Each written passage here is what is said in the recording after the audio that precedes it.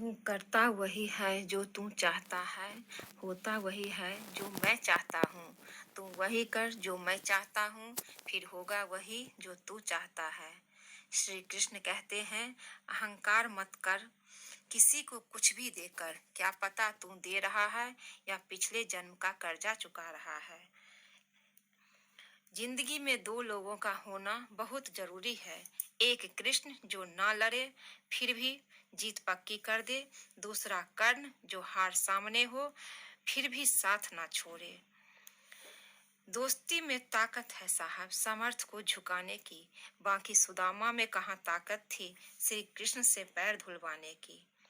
मन अशांत है और इसे नियंत्रित करना कठिन है, लेकिन अभ्यास से इसे बस में किया जा सकता है। सुदामा ने श्री कृष्ण से पूछा कि दोस्ती का असली मतलब क्या होता है। श्री कृष्ण ने हंसकर कहा, जहाँ मतलब होता है वहाँ दोस्ती कहाँ होती है। तुम उसके लिए शोक करते हो जो शोक करने के योग्य नहीं है, और फिर भी ज्ञान की बातें करते हो। बुद्धिमान व्यक्ति न जीवित और न मृत व्यक्ति के लिए शोक करते हैं। दोस्त साथ हो तो रोने में भी शान है, दोस्त ना हो तो महफिल में भी शमशान है। सारा खेल दोस्ती का है, वरना जनाजा और बारात एक समान है। श्री कृष्ण अच्छे लोगों की परीक्षा बहुत लेते हैं, परंतु कभी उनका साथ नहीं छोड़ते, और बुरे लोगों को कृष्ण बहुत कुछ देते हैं, परंतु उनका कभी साथ नहीं देते हैं। मनुष्य को परिणाम की चिंता किए बिना लोभ, लालच एवं निस्वार्थ और निष्पक्ष होकर अपने कर्तव्यों का पालन करना चाहिए।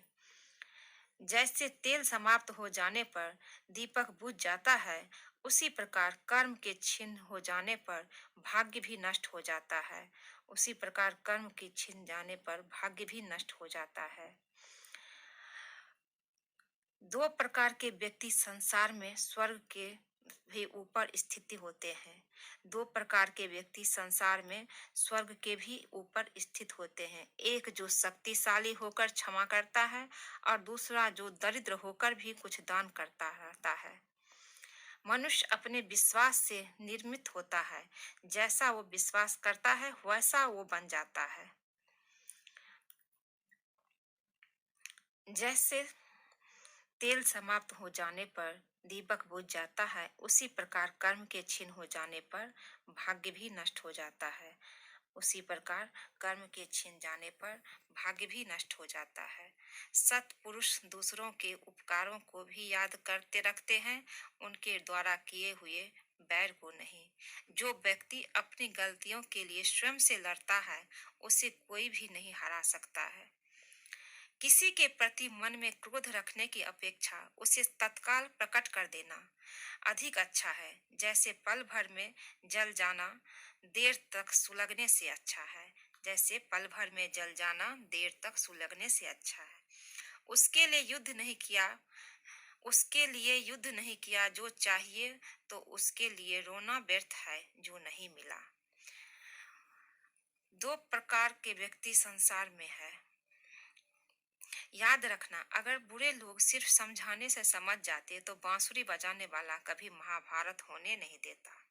याद रखना, अगर बुरे लोग सिर्फ समझाने से समझ जाते तो बांसुरी बजाने वाला कभी महाभारत होने नहीं देता।